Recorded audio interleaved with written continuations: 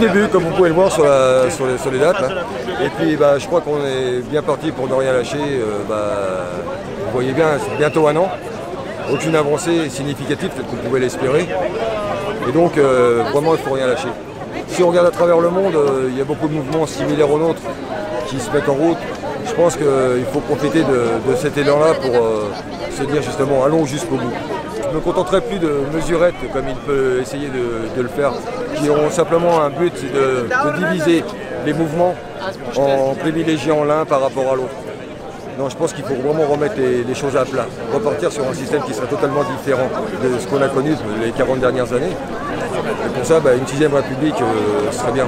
C'est-à-dire quelque chose où on partirait sur un mode d'élection différent de ce qu'on a connu, la prise en compte du vote blanc, le RIC.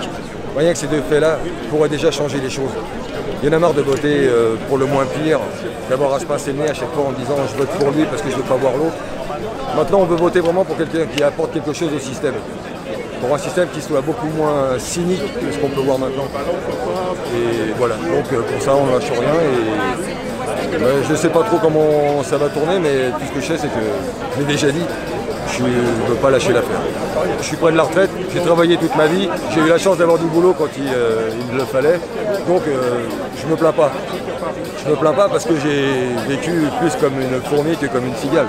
Vous voyez ? Mais par contre, je suis outré de voir ce qui est devenu ma catégorie sociale, je ne sais pas comment on peut appeler ça. Je passe mon temps à dire aux jeunes avec qui je travaille, vous êtes contents de ce que vous avez, mais dans le temps on vivait mieux.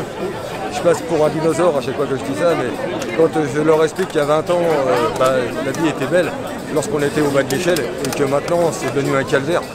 Je les vois, eux, avoir du mal à boucler leur fin de mois, à ne pas pouvoir acheter une maison comme... Enfin bref, on a cassé tout leur rêve de... ce qui devrait être à la portée de tous. Avoir une maison, fonder une famille. C'est ça qui me révolte. Quoi. Parce que moi, je ne me base pas sur... je me base plutôt sur une vie de labeur. Je dis, je suis à la retraite l'année prochaine et je peux faire la différence entre ce qui était il y a 40 ans et ce que c'est devenu maintenant.